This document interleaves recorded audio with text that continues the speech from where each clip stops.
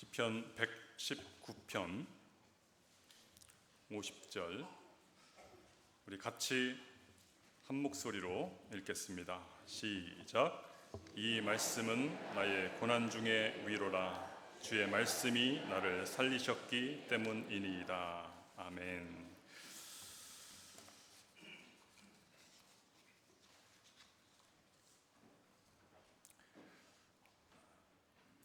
아빠와 어린 아들이 오래된 작은 보트를 타고 가까운 바다로 낚시를 하러 갔습니다.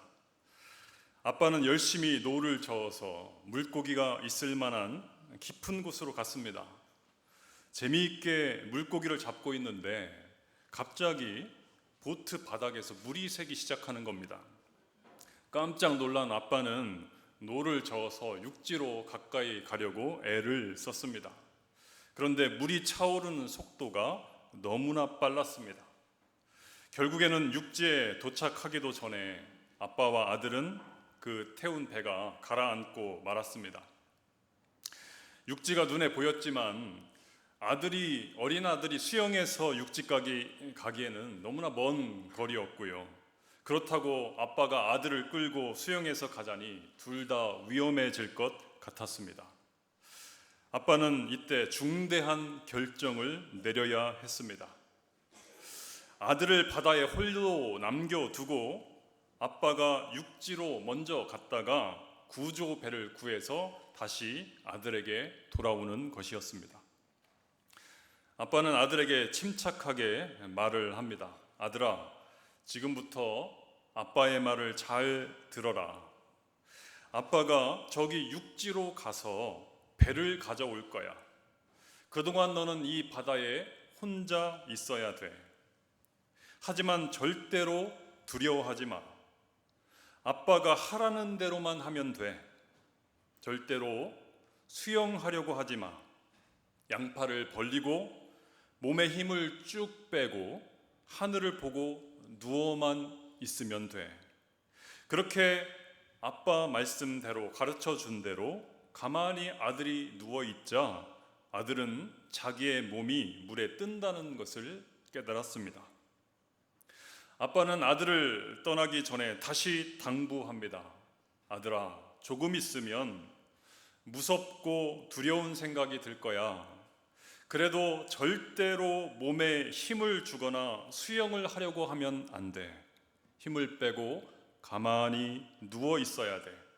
그러면 너는 절대로 물에 빠지지 않을 거야. 아들을 안심시켜 놓고 아빠는 사력을 다해서 육지를 향해서 수영을 해서 갑니다.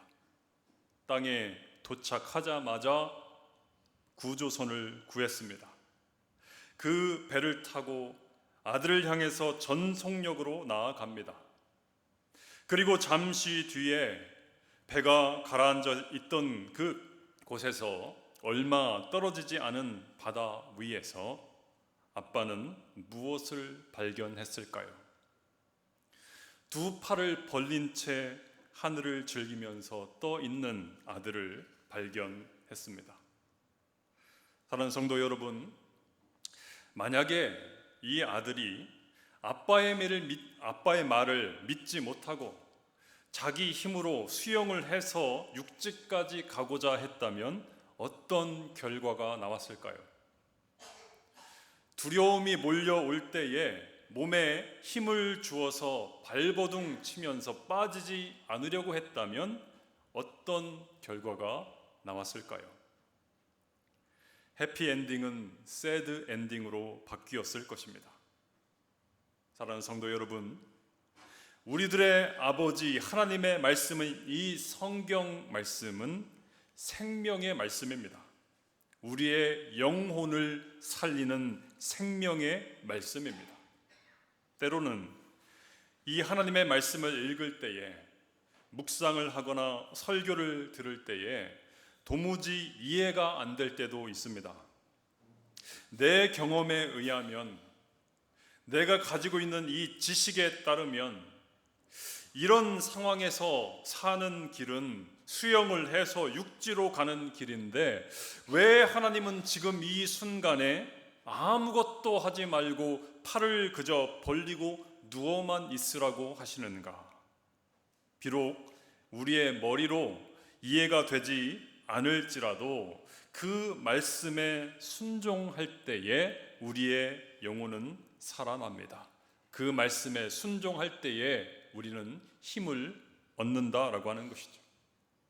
시편 119편 50절에 한 성도가 이렇게 고백을 합니다.